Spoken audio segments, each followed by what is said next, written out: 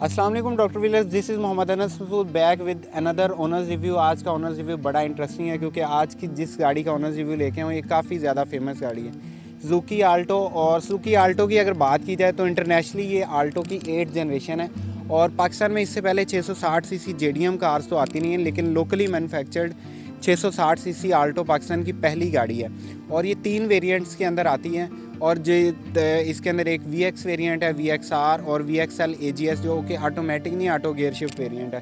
और इनकी जो प्राइसेस हैं वो वेरी करती हैं। एक्स फैक्ट्री प्राइस की अगर बात की जाए तो तकरीबन 13 लाख से 17.5 लाख तक जाती हैं एक्स फैक्ट्री प्राइसेस, जिसमें रजिस्ट्रेशन वगैरह इंक्लूडेड नहीं है।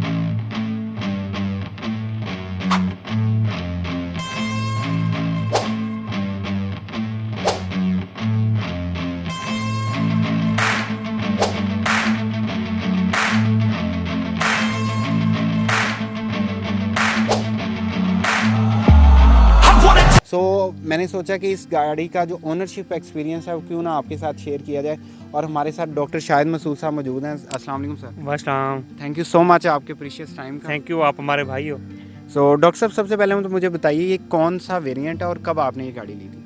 जी, ये आल्टो सुजुकी आल्टो VXR है और ये गाड़ी मैंने ली थी 15 अगस्त 2021 को। अच्छा, और उस वक्त आपको थोड़ा आइडिया है गाड़ी की प्राइस कितनी थी? उस वक्त मैंने ली थी ये 13,35,000 रुपये में। और इस टाइम पे जो इसका बेस वेरिएंट, ये VXR वेरिएंट ये है, VXR वेरिएंट और इस टाइम पे जो बेस वेरिएंट है उसकी प्राइस तकरीबन इतनी है। हाँ जी, इसकी प्राइसेस बहुत ज़्यादा सही पाकिस्तान में, क्योंकि एक दफ़ा ये 1,73,000 महंगी हुई है और फिर ये शायद एक जंप और लगाया और एक FAD जो गवर्नमेंट ने टैक्स लगाया है उसमें भी इसके कोई 38 से शायद 40,000 रुपये तक की इसकी जो प्राइस है, यानी 2.25 लाख 2.5 लाख तक ये महंगी हुई है उसके बाद। डॉक्टर साहब, सबसे पहले डिसीजन प्रोसेस समझना चाहूँगा कि आपके पास एक बजट, आप एक बजट को लेके चल रहे थे कि या मैंने आल्टो ही लेनी है? मैं असल में आपको पता है थोड़ा सा काम है मेरा, तो मुझे ये ना फील्ड वर्क के लिए गाड़ी ज़रूरत थी। तो मेरे पास जो मतलब बजट से मुराद ये है कि मैं ये चाह रहा था कि 2 चीज़ें होती हैं ना गाड़ी में, एक कंफर्टेबिलिटी होती है, दूसरा इसकी इकोनॉमी। मैं ये देख रहा था कि गाड़ी जो है वो मुझे मतलब कंफर्ट भी हो मेरे लिए और मुझे इकोनॉमिकल भी हो।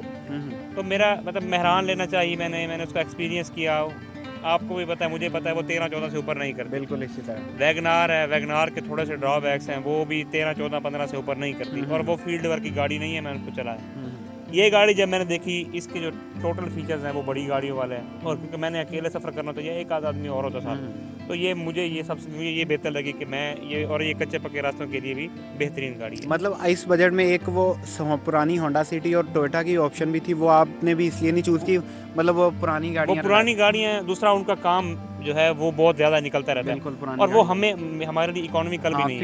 फील्ड वर्क के लिए वो बेहतर नहीं है क्योंकि देखिए सिटी तो सिर्फ मेन रोड के है, वो धक्के पे भी बहुत बड़ा केयर करना पड़ती है कि नीचे लग ना जाए। तो इस तरह का इसका कोई सिनेरियो नहीं, बेहतरीन गाड़ी है। मतलब कोई बहुत से लोग कमेंट्स पास करते हैं, लेकिन जाहिर है अब इस वक्त ये सबसे ज़्यादा सेल होने वाला मॉडल है, तो ज़बरदस्त है। मतलब मेरा 100 किलोमीटर की मेरी विसिनिटी है, तो मुझे ये बिल्कुल बेहतरीन है। मतलब मेरा फ्यूल की एवरेज इकोनॉमिकल बेहतरीन है ये। अच्छा डॉक्टर साहब, सबसे पहले हम इसके की फीचर्स की बात कर लेते हैं जो इस गाड़ी के अंदर आपको अच्छे लगते हैं।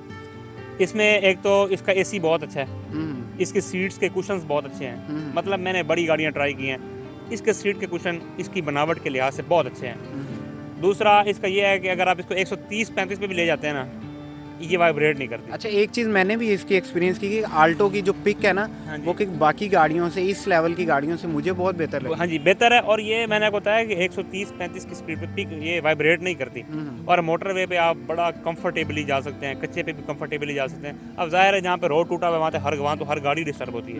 हाँ जी। और इसके अलावा इसके सेफ्टी फीचर्स में बात करें तो ABS और एयरबैग। हाँ जी, इसके ABS नहीं है।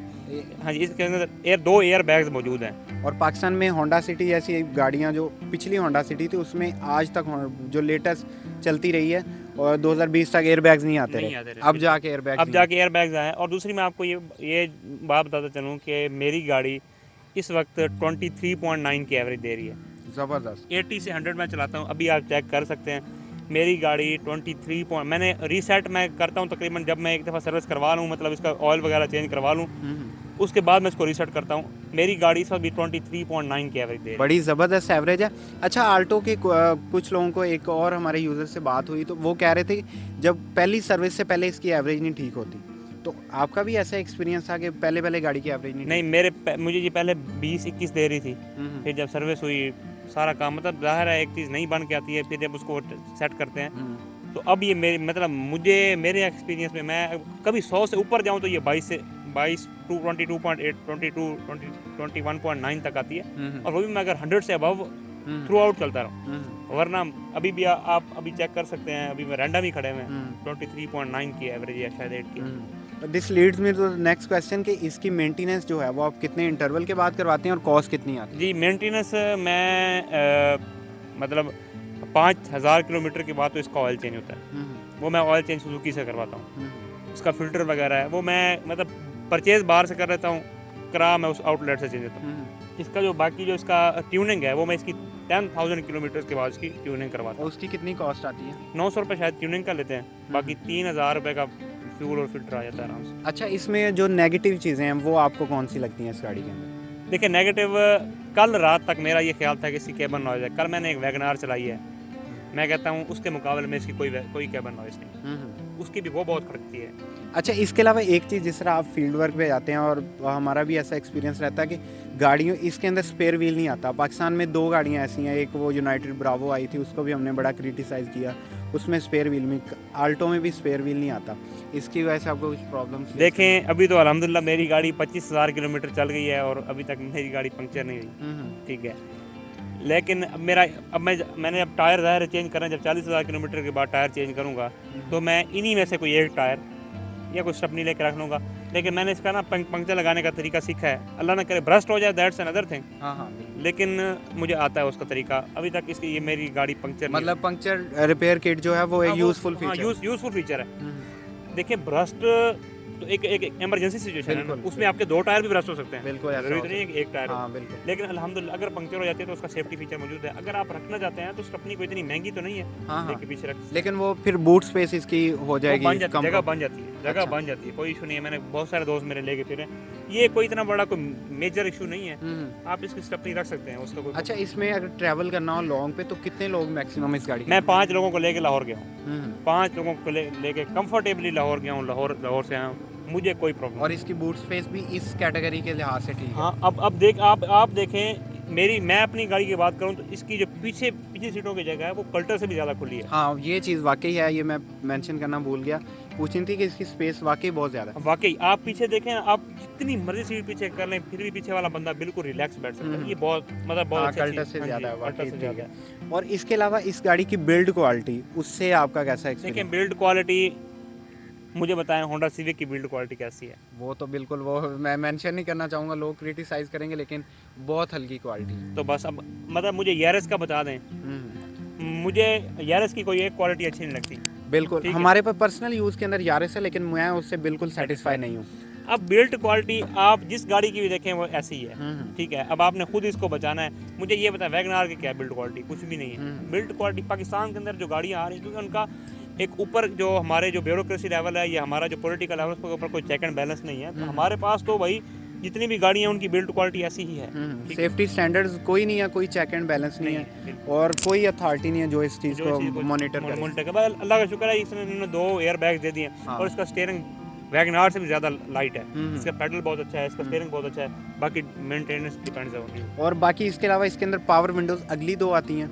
नहीं, इसके अंदर पावर विंडो नहीं है। इसके अंदर VXL के अंदर पावर विंडो, VXL के अंदर पावर विंडो, इसके अंदर मैनुअल विंडो, और इसके अंदर पावर स्टीयरिंग है। हाँ, स्टीयरिंग पावर, और एसी है। VX के अंदर एसी नहीं है। इसका एसी बहुत अच्छा है, इसका साउंड सिस्टम बहुत अच्छा है, ठीक है। उसके बाद मैंने VX से चेंज है इसका साउंड, उसका तो नहीं अच्छा, उसका चेंज है, क्योंकि उसका जो किट है वो भी और है, ये इसकी किट और लगी हुई है।